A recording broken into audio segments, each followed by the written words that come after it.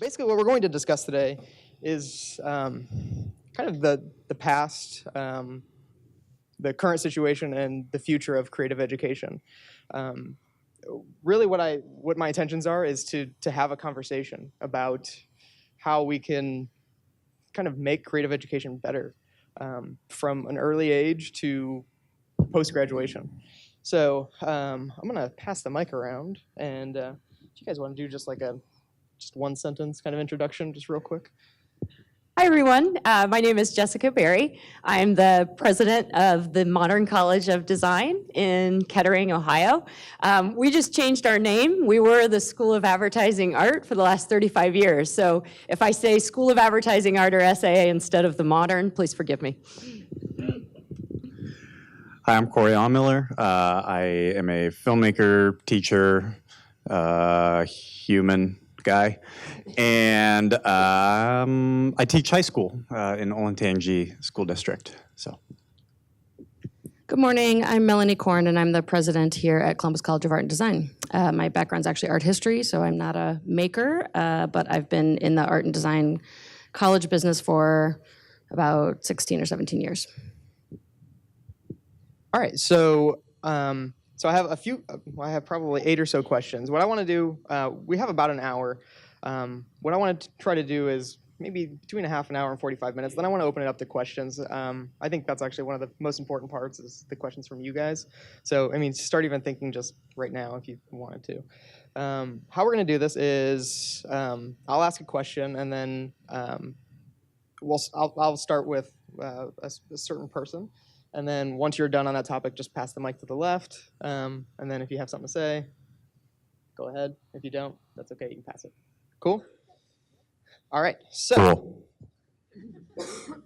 All right. So the first question is for Jessica. So how is teaching a creative skill set to students different now than it was just 5 or 10 years ago? Yeah, that's a really good question. And a lot of our staff, including Matt Flick, our Vice President of Education, is in the audience, so feel free to chime in. But I would say the difference for us is we're seeing more students who have an understanding of design from high school. More high schools are teaching graphic design, which is really great. Also, this is a generation of self-learners, which is a really great thing too, I think, for them in the long term.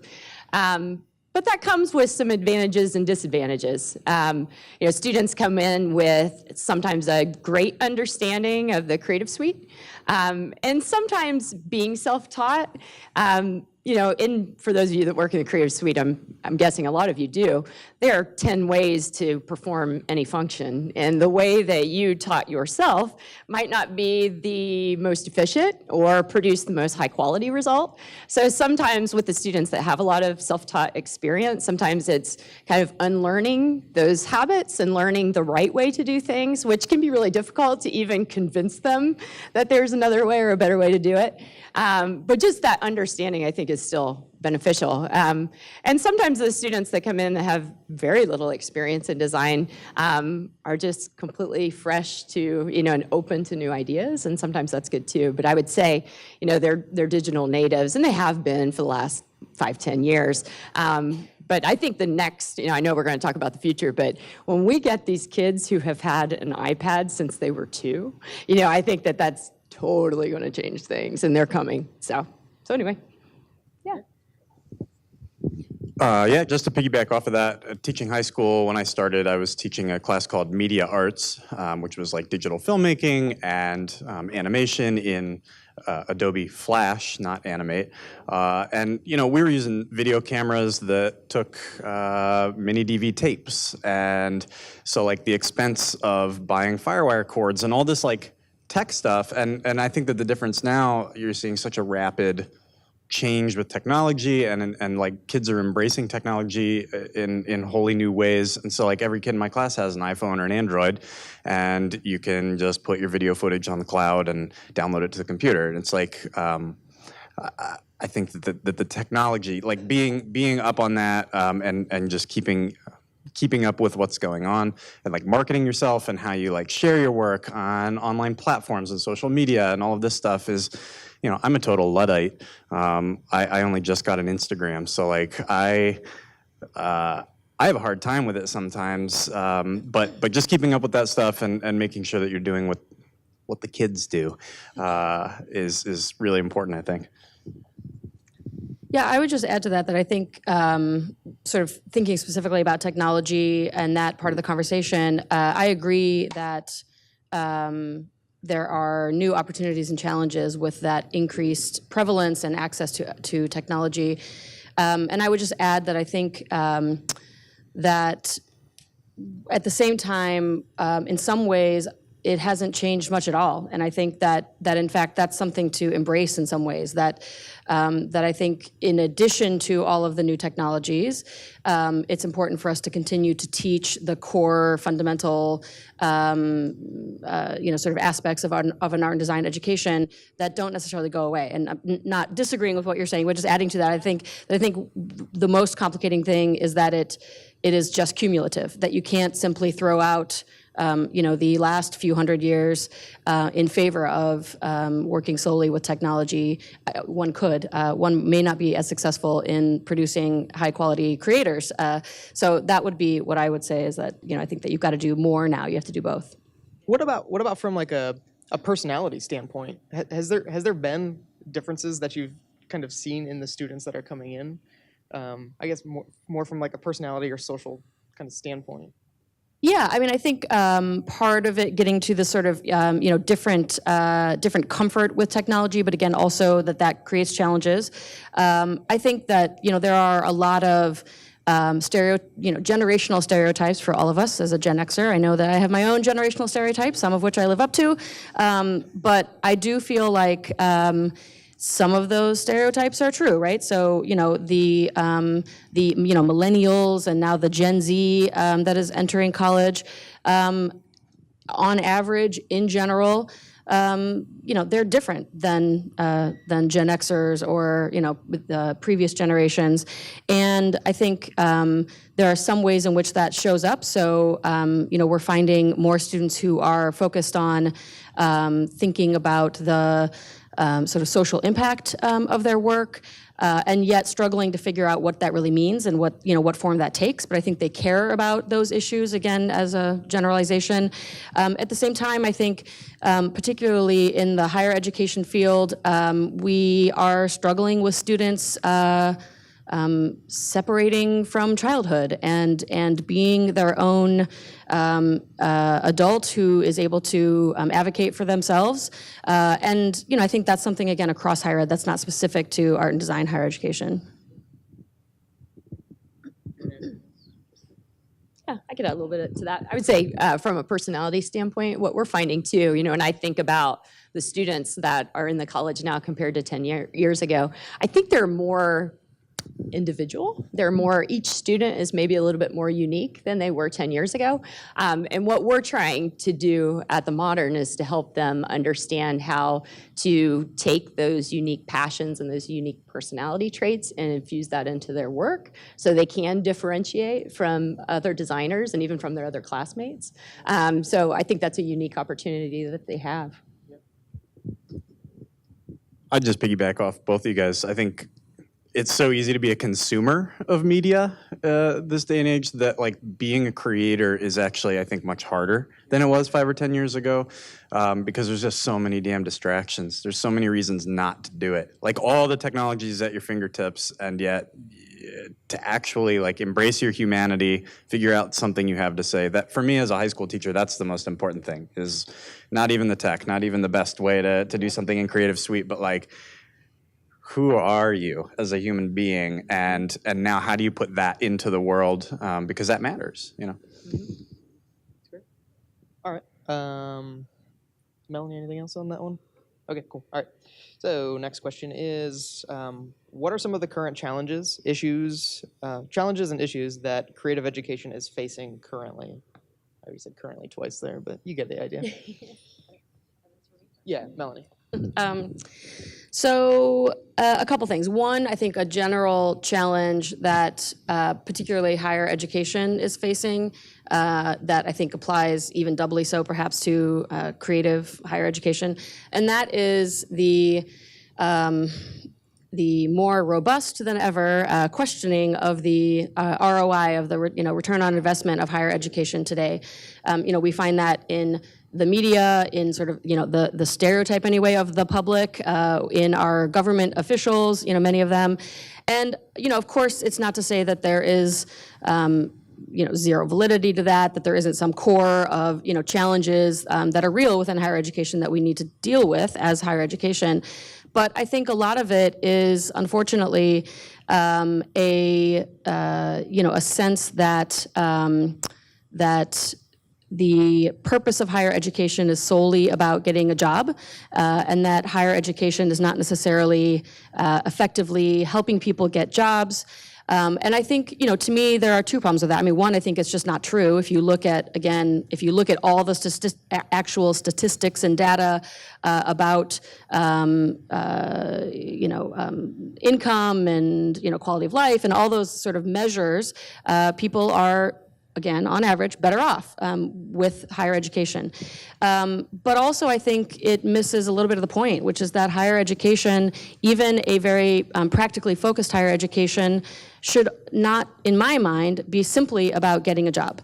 It's also about being a more engaged and informed citizen of the world. And I think that, unfortunately, the conversation misses that. So to me, I think one of the challenges that we face is telling our story in a compelling way that allows prospective students and parents and others to understand why one might invest in any higher education, but especially a creative higher education, where, of course, there are the additional stereotypes and challenges we have to get over of the myth of the starving artist, et cetera.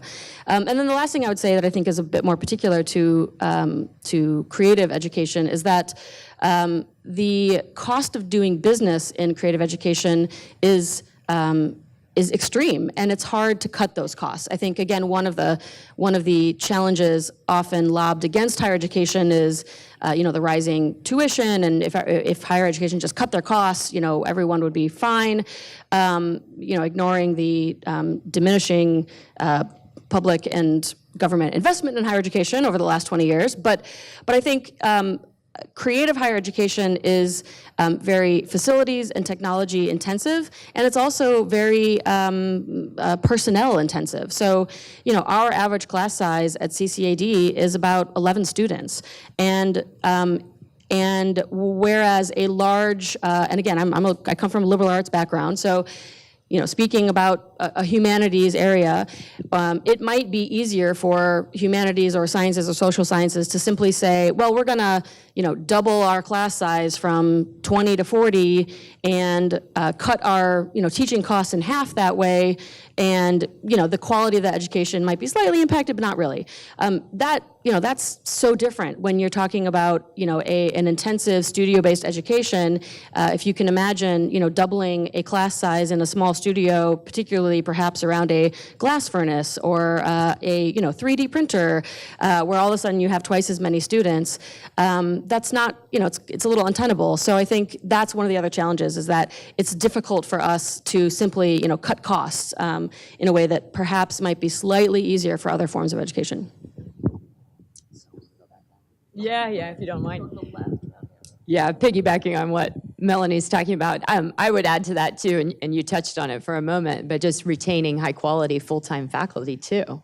We have amazing adjunct instructors that have full-time jobs in the industry outside of that, but there's nothing that can replace a full-time instructor who is on campus, on call all the time for the students. And most of our instructors are photographers and animators and designers that have amazing career opportunities in the industry that are also available, and being able to afford to keep them on staff is really difficult, and it compounds the problem that Melanie's talking about. I would also add to that, just from a curriculum standpoint, which we talked about a little bit in the beginning, is just that the art and design industry is expanding so rapidly that it's really hard to fit it all in. You know, right now we offer an associate degree, a 2-year program, and we're about to offer a 4-year program for the first time. But and it's hard for students to choose. You know, what electives should I choose that are going to be best for my career, and do I have enough time to explore some of these areas where I feel ready to work in the industry? I was just talking to a couple of first-year students that are entering their 2nd year, and they're choosing electives for the first time, and they're saying, you know, I want to do animation, but I'm scared. I haven't tried it, and I only have a year to get this down. And so I think that it's a great opportunity for designers. Obviously, it's great for the industry, and it is great for the students. But I think it makes it hard while they're in that situation to make those choices. Again, from the high school perspective, I think it's just the starving artist myth, and getting parents to get over that and say, yeah, okay, so my kid wants to go to art school. I'm not gonna be freaked out by this, but I'm gonna support this, and we're gonna. There's not a linear path in anything in life, right? And yet there's this myth of like, well, if I go to business school, then I get a job. But what does that mean? Business? Like, you want to do business? What does that like? Own one? Work in? I don't know what that means. So. It's the exact same thing when you say, I want to be an artist. Well, okay, you've got to, there's like, it's a chess game of life, right? Like making these strategic moves and figuring out what you want to do, and getting parents on board with like, okay, this is a very tenable, viable career path for my kid is a challenge. And you know, we try to do that all the time in the school district and the department I'm in, and send those high quality humans to you guys. Yeah, so we appreciate it. we're doing the best we can. No, I'm good, thanks. Corey, you can keep the mic there. All right, we're gonna start getting some more difficult questions now. You guys ready for this? Yeah. All right. Not prepare. Okay, so with the cost of college tuition rising across the country, what do you say to the aspiring artist designer that can't afford it? You only need one kidney. You did prepare. No. So I don't know. Like, again, life is this weird game of trying to figure out how to navigate it and do it. And like, maybe you have had a dream your whole life of going to this one school, right? And maybe that school is going to put you $200,000 in debt. And maybe you need to start thinking like, is that really the school for me? Or can I get, you reap what you sow, right? Like, you can go to a not as prestigious college that you can afford, and as long as you put in the work, and as long as you are dedicated to your craft and your practice, you're going to probably excel, right? So, I don't know, I've done it a number of different ways. There are opportunities out there, right? Like, I got married when I was 19, and that opened up Pell Grants to me. And that wasn't the reason I got married, fortunately, but I'm not saying, just go get hitched, doesn't matter. But like, you know, there are these things that like I didn't know until like life led me down a path, and then it was all like, oh, that's an opportunity that I could take, you know. And so scholarships and grants and work study and all of these things, you know, you may have to do stuff that you don't want to do for a while so that you can do the thing that you want to do. And so that's my advice personally. Like, I started teaching and ended up getting my art education degree paid for by my school district. And that was an opportunity I didn't know existed until I was in it and sort of like trying to navigate my way through this hellscape that we call life. But I also, you know, when I did my MFA, I went and I took out a huge loan and cashed out part of my retirement, and, you know, I'm now debt-free, thankfully, but it took a while. So I don't know. There's like so many different paths, and you can't let that be the thing that stops you, the cost. Yeah, I would agree with that. I mean, I think a few things. We don't have to belabor the point, but I think you know, what I would tell an aspiring student is to, again, really, you know, let's debunk that myth of the starving artist. That yes, there are careers that pay well. Not every single person is going to have a wildly successful, well-paying job, regardless of whether you go to business school or art school or, you know, whatever, fill in the blank.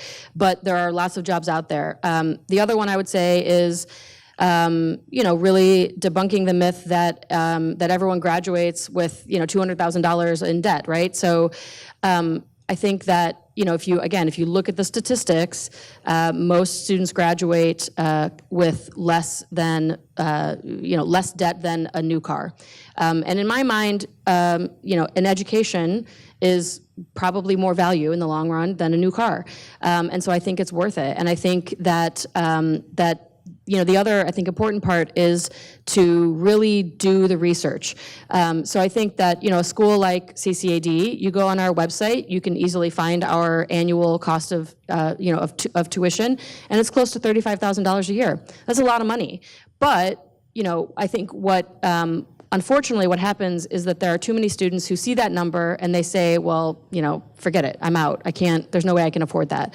Without going a little bit further to look at it and say, okay, well, solely based on institutional aid, because we give a lot of scholarships, both for need-based grants and merit scholarships, before you even get into eligibility for Pell Grants, state grants, other good loans that are federally backed and have low interest rate, et cetera. We give on average back to our students about 42% of that sticker price. So, so very few students at a school like CCAD, and we're not alone, this is for our peer institutions as well, are actually paying, that full sticker price. So I think one is to just do the homework and really, and every college now, thanks to some positive federal regulation in the world, has a what they call a net price calculator on there, where you can go in and type in a few numbers and make a few estimates, and it'll give you an estimate. It's not a full, because it has you have to do everything first, but an estimate on how much scholarship you would get and what your sort of net price would be after that that discount, that scholarship. So I think students need to do a little bit more work than maybe they used to have to do to really figure out what it really costs. But again, I would say not to be just scared off by that, and to put in the work, both in terms of choosing the right college and really understanding what it's going to cost. And again, I agree with you. There are a lot of different pathways through an education, whether that's choosing a different college altogether, a different degree, but also again, a place like CCAD, we have a lot of students who transfer here, and we have articulation agreements with Columbus State next door, for example, where you can, for many of our majors, do the first 2 years there and come here for 2 years. So you can cut the cost significantly in that way as well. Yeah, just building on that, just thinking of an example, I know a student that Matt Flick and I worked with years ago, who was very dedicated, did the research, went through the process, really wanted to be at the Modern, but in the end, after everything, still did not have the resources. And I remember talking with him and saying, why don't you take a year? He said, I'm going to work, I'm going to save money. Came back the next year, still didn't have the resources. And we're always really honest with students and say, there are lots of, in our market in Dayton, and there are here in Columbus too, there are lots of great institutions at all different levels of affordability. And yes, at the Modern, there are advantages to our education that you may not get at some of those other institutions. But as you were saying, we all know wonderful designers that have been through, and artists that have been through all different levels of education. If you really want to work hard for it, you will attain your goals. So we try to be as honest with students as possible. We do offer lots of scholarships and awards too that help reduce the cost. But there are still students who still just do not have the resources to do it. Anything? Okay. All right. So one of my personal favorite questions on this here whole list here. So I was fortunate enough to have very supportive parents that are even supporting me right now. I'm not sure, they're out there somewhere. And they understood that I wasn't the type of person that was going to go to just a normal college and get the normal education. It had to be something that I was passionate about. And there was only one thing I was passionate about, and that was just making things, right? Mm-hmm. And once I got to school, I realized that that's a pretty rare thing, to have parents that were that supportive of their decision. Even students that ended up going, they still didn't have parents that were completely 100% supportive of their decision. And there are, as you guys all know, there are a ton of people that don't get to go because the parents have the final say and they don't think that it's a good route. So what do you say to those parents that that don't feel like their kids should go that route, even though that's what they want to do. And that question is going to start with Jessica. I actually just had this experience yesterday. So at the Modern, we have open houses and lots of events for parents, but we had one yesterday. And I address the starving artist mentality and almost every time I speak anymore. And I just talk about how, and I think it's actually gotten a little easier in the last 5 to 10 years.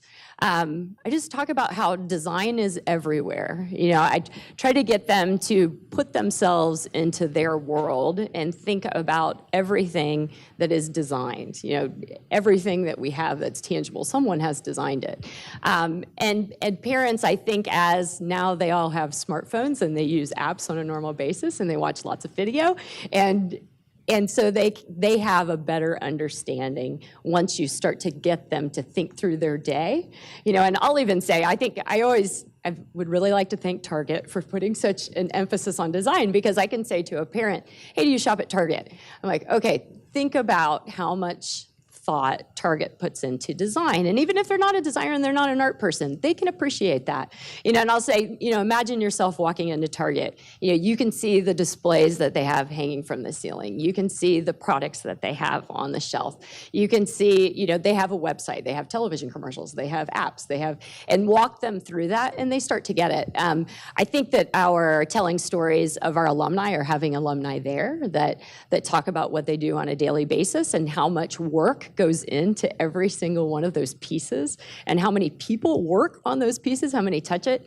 I think that starts to help. But I think, I mean, obviously you still have parents that are dead set against it.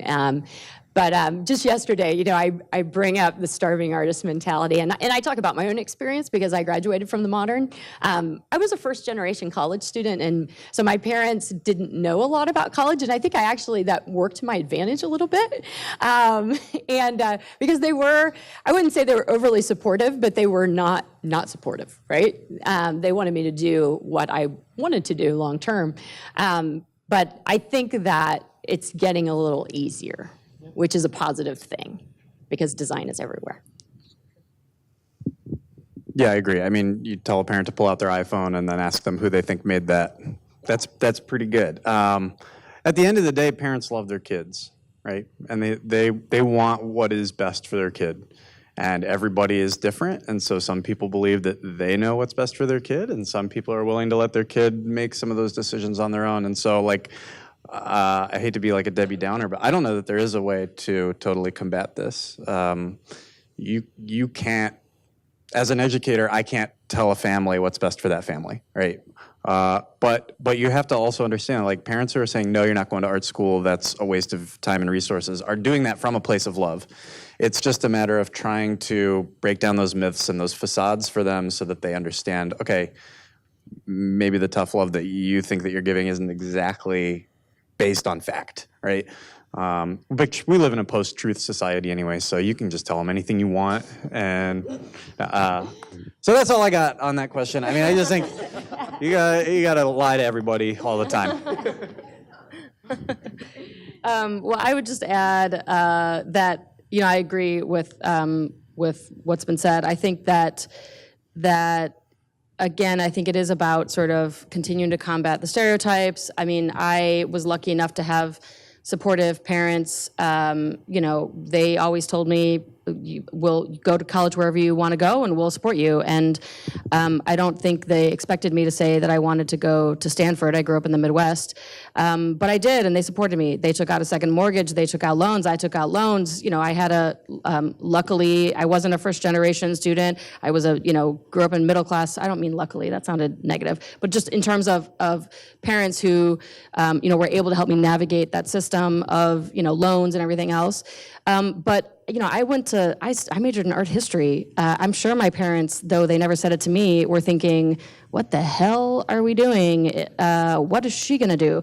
And then I went to grad school and paid for that all on my own and had debt. And then, about 9 years after college education, my first job was, making, being an admin person for $15 an hour.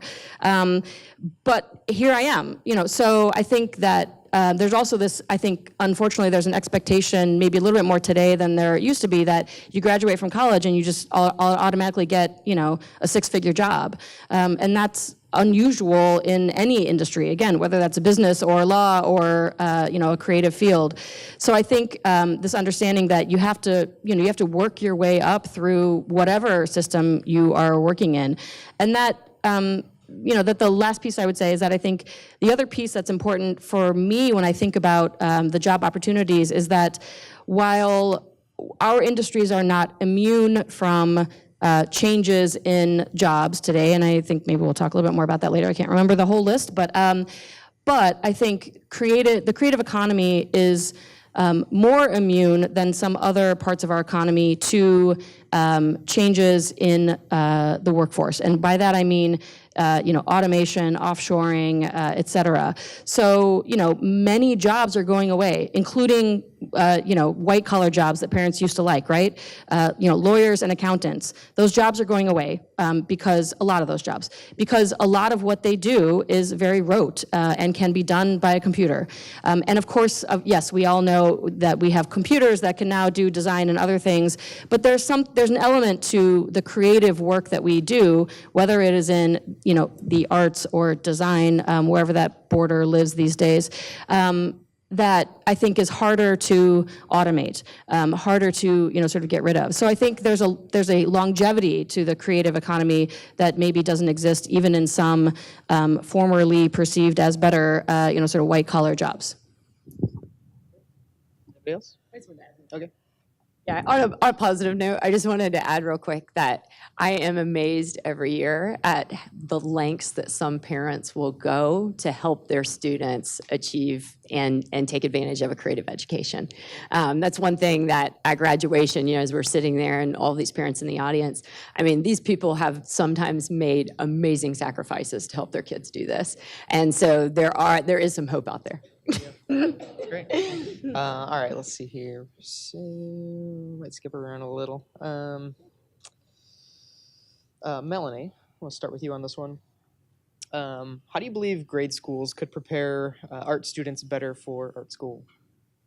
So I think three things, and I'll be brief. I mean, one is I think just more art classes in the broadest sense. Unfortunately, and again, I spent about 23 years or so in California before moving here to Ohio about 2.5 years ago. And California is even worse off than Ohio. Art and design education has been almost eradicated from public K through 12 education in California. It's a slight exaggeration, but not much of one. And I think, unfortunately, many public schools, especially in grade school, have cut the arts because they have had to. Because of lack of funding, et cetera. And I think that is a big problem. It's a big problem, I think, not only for our schools, but it's a big problem for the world, because I'm a strong believer in the role of the arts and creative education in helping one form their own independent identity and their ability to learn as a young person. So I think just returning a stronger, more robust arts program to the required curriculum is one key. The other is a more, sort of diversified curriculum. So, I mean, I agree that I think we do see more, probably more high schools now doing, some kind of design, graphic design, et cetera.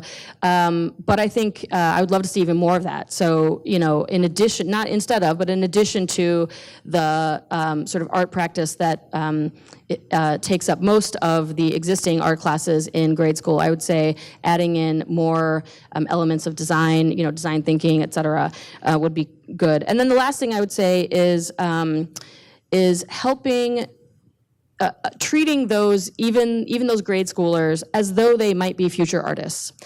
So not just like, okay, this is just a break, right? This is just, recess, right? From what they need to know. This is the fun time. That actually treating this as a serious subject, that some of these students may grow up someday to want to do this.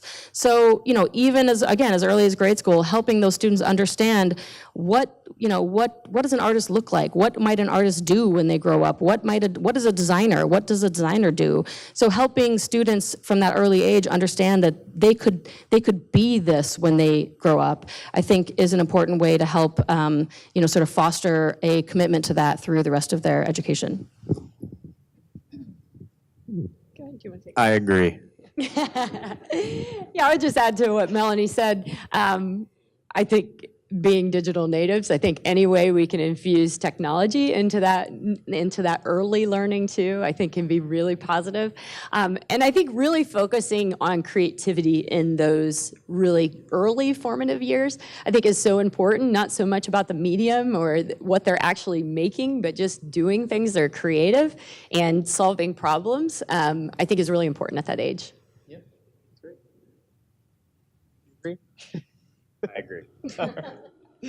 All right, let's see here. I'm gonna skip around a little more.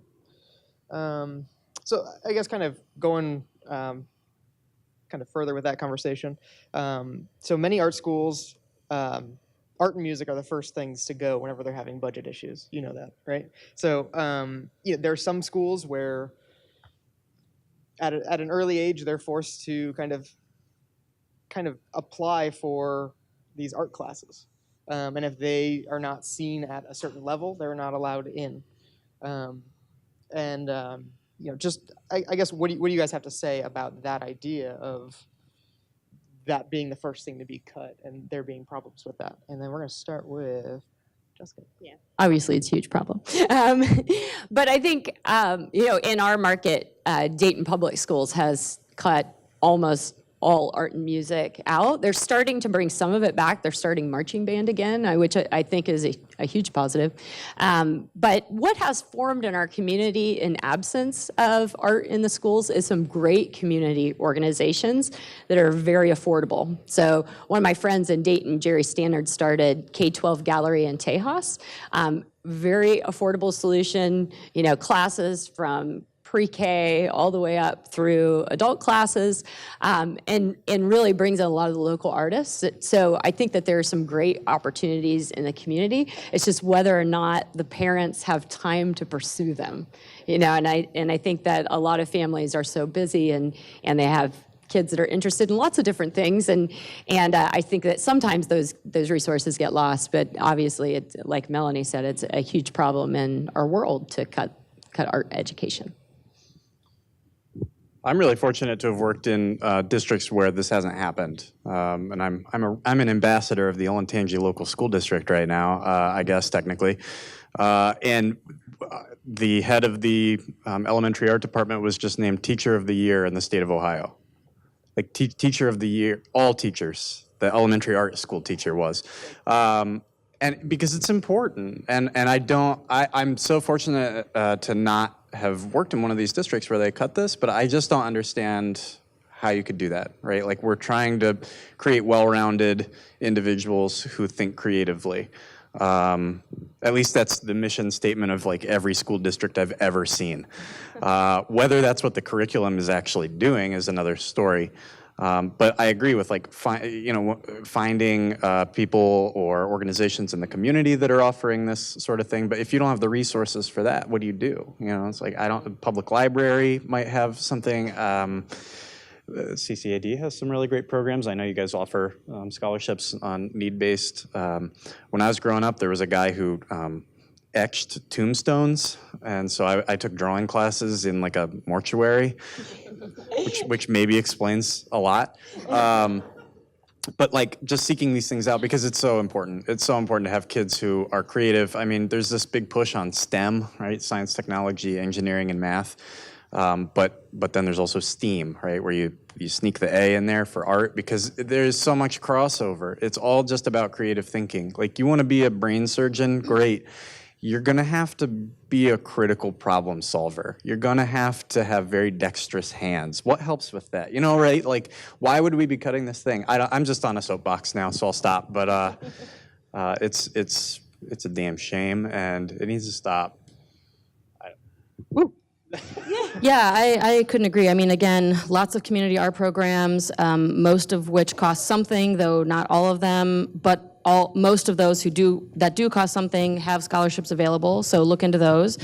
I think the other option is that if you have an internet connection and computer at home, that there are tons of free, how-to videos on YouTube, right? So, I think parents should encourage their kids to do those. If they don't have art class at home and or at school and they're interested in the arts, set aside time as a family to, even if you're not an artist as a parent, sit down with your kid and together, draw the latest Disney character based on some YouTube how-to video. Whatever it takes. I think, again, it's the practice of those things that is important, and I think that's an easy, free way to start, again, assuming you have computer access. And then the last thing I would say is that parents need to fight back. At least in our public school system, school boards are elected. And I think, unfortunately, as we all have seen, far too many Americans don't vote in presidential elections. They certainly aren't voting in local elections if there's not, a larger election at the same time. So I think that it's incumbent upon parents to become informed about their local politics, including school board politics. And, if you don't know whether your school board candidate supports, increasing, returning, whatever the case is, arts to the schools, ask them, and don't vote for them if they say that they don't or they won't commit to an answer. So I think that's really critical too. That's great. All right, so we have just a little bit of time for this last question here. What will creative education look like in 10 years from now, and how will it be different from now? You go ahead, Mel. So, so many answers to that, right? So again, technology will continue to change. 10 years from now, God knows what technology is going to be like. One could barely imagine 10 years ago what it will be like today. And if you think about these things increasing at an exponential rate, it'll be radically different. And I think as best as we can prepare for an unknown future, we need to do so because it will continue to impact creative education, certainly. I think connected to that, careers will change. So again, I think, if we are solely preparing students for creative careers that exist now, we're doing the wrong thing. So again, we need to be giving students the fundamentals that are transferable to whatever the future creative careers are for tomorrow.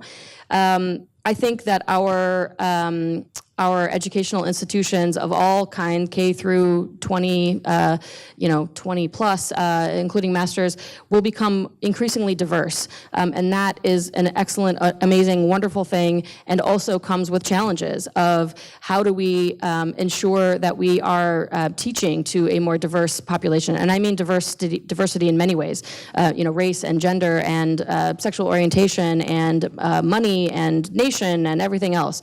So I think that will be really key. And then the last thing I'll say is something I said earlier, which is that, and despite all of these changes, many more that my co-panelists will list, many things will stay the same. That I think in some ways 10 years from now, I hope CCAD still has a glass kiln. I hope it still has pottery wheels. I hope that we still have small classes of 11 students who are 6 hours at a time working with their hands with ancient materials. So I hope that there are elements, core elements that don't change.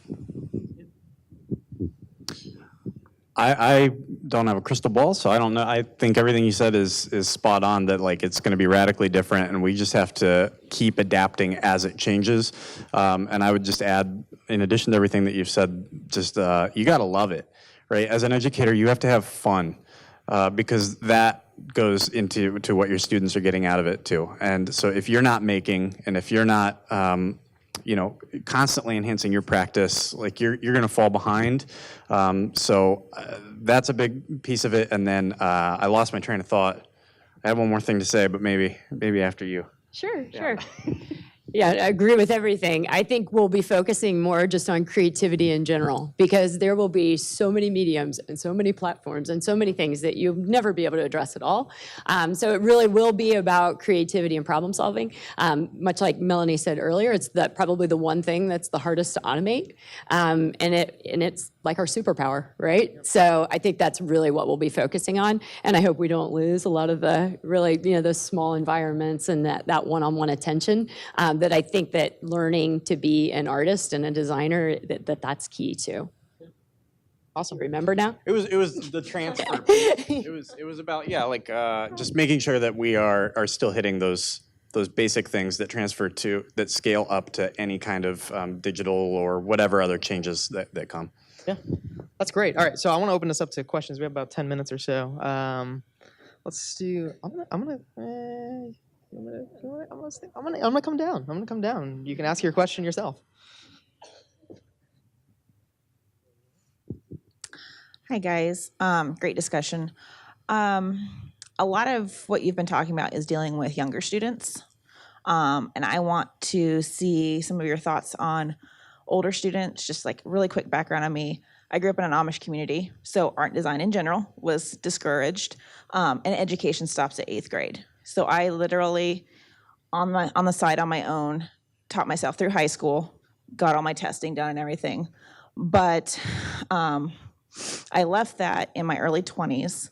So between just supporting myself on my own so I wasn't on the street, and not having that family support and everything, and now I'm married with small kids, that's pushed it up even further. I'm 33, I'm finally looking at trying to get into and finish college. So I'm a fashion designer, and I am mostly self-taught. So I'm looking at this not just as like legitimizing my business, but strengthening areas that I know that I'm weak in. So like, what's some advice that you would give to a student like me coming in their 30s, not just because you're older than a lot of the class, but just background and experience and stuff, and how to kind of work that into your degree?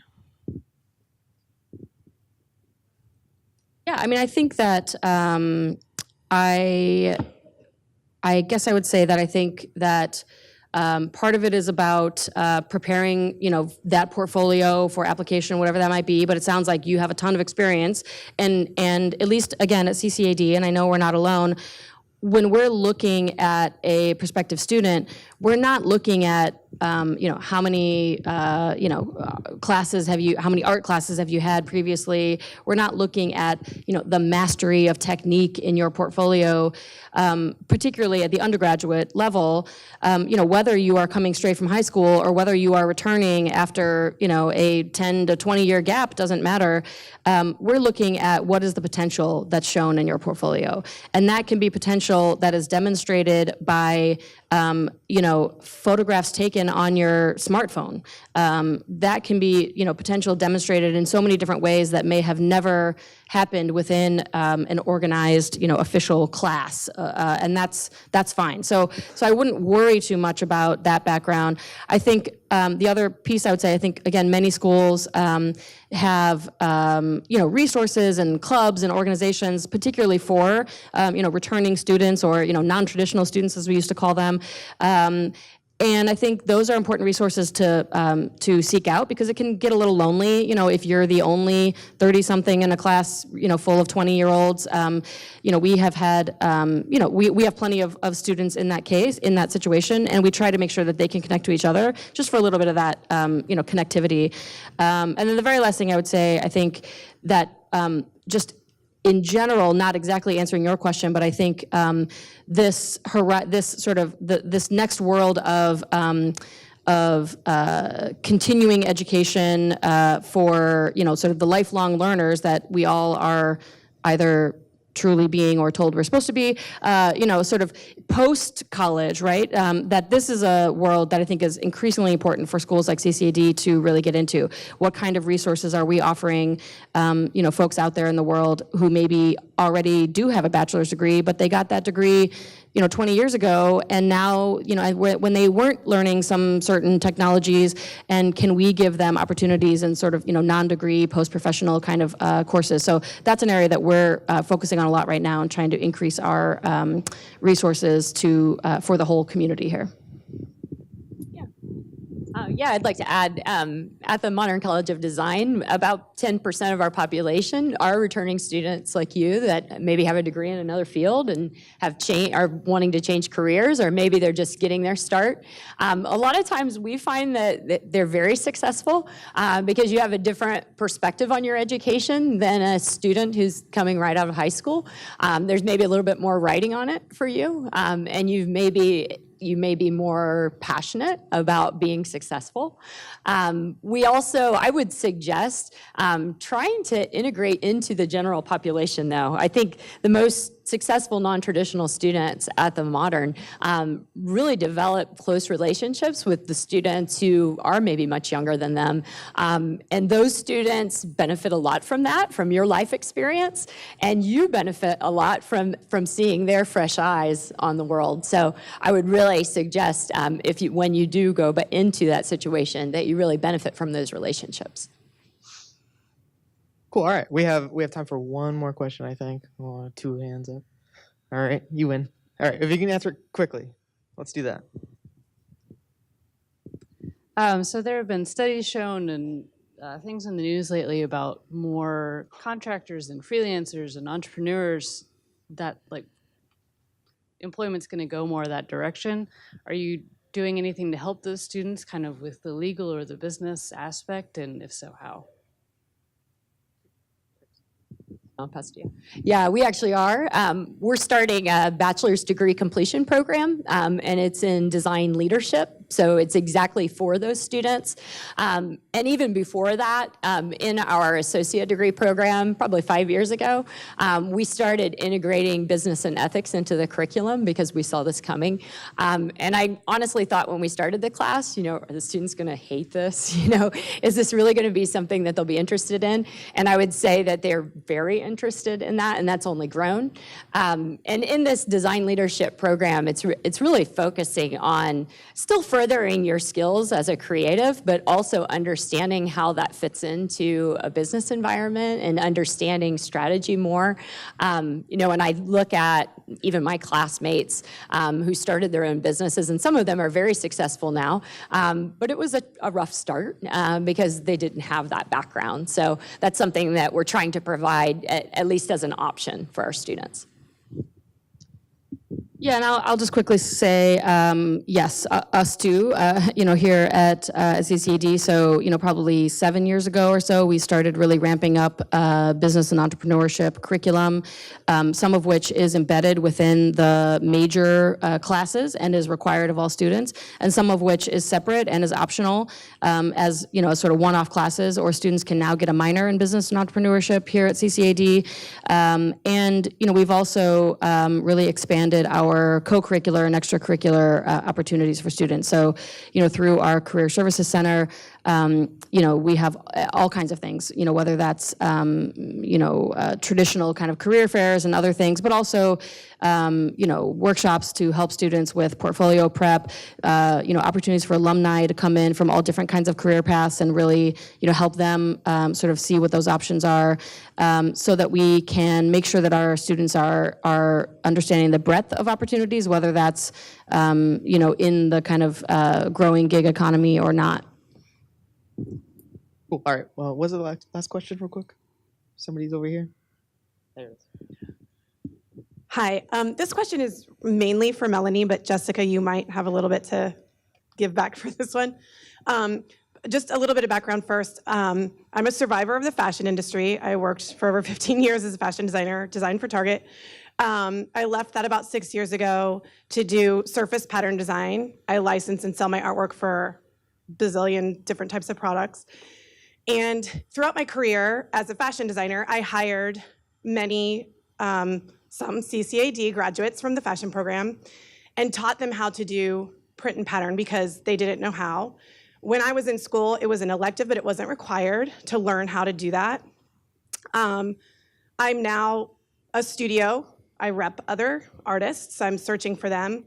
I'm struggling to find talented artists who have experience or knowledge in surface design. So graphic artists, they kind of have to learn how to apply that.